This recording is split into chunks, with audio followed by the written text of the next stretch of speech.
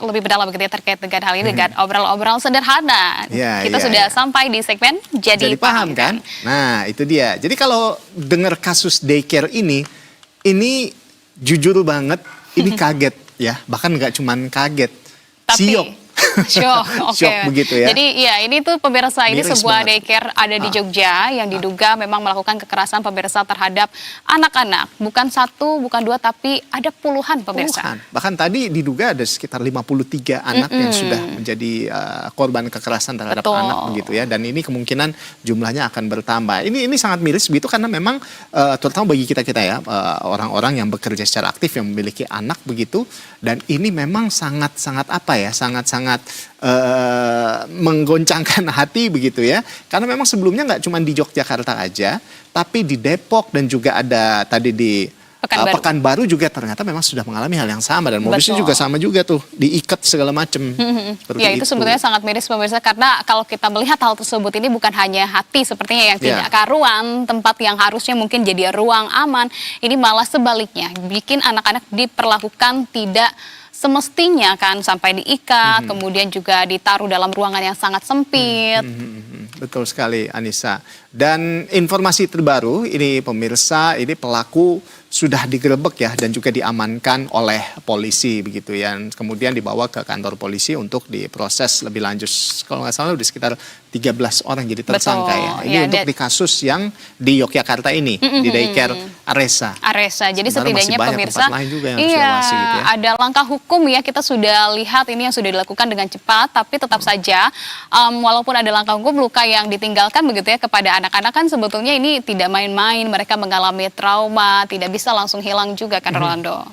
Ya, di zaman sekarang ini daycare itu kan dipercaya orang tua untuk menitipkan anak di sana dengan harapan dirawat begitu ya, dijaga, dibimbing, karena memang bayarannya juga nggak murah ini Anissa. Itu kalau di Yogyakarta, kalau tadi kata si Pak Aldewa begitu, itu penitipannya mungkin dia tergiur karena harga yang murah. Semurah-murahnya 1 juta guys.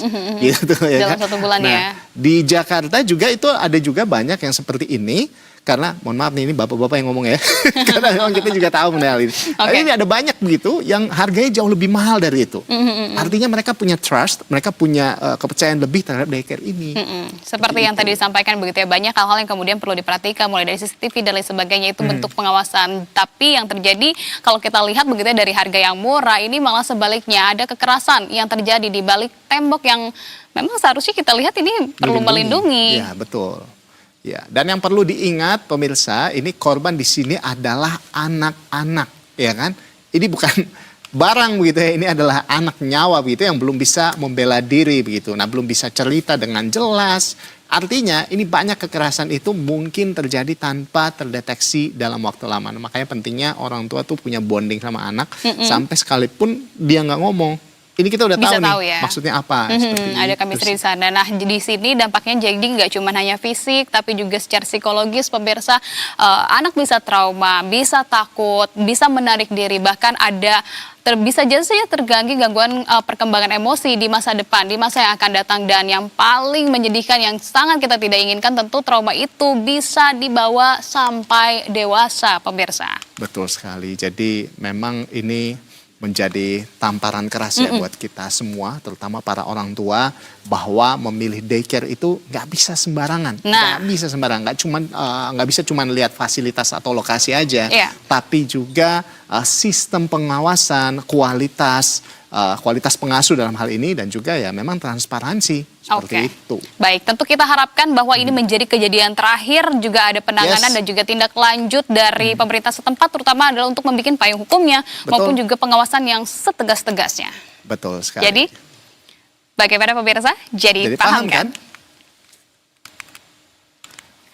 Iya. Dan selanjutnya ada apa nih Anissa? Selanjutnya ini pemirsa ada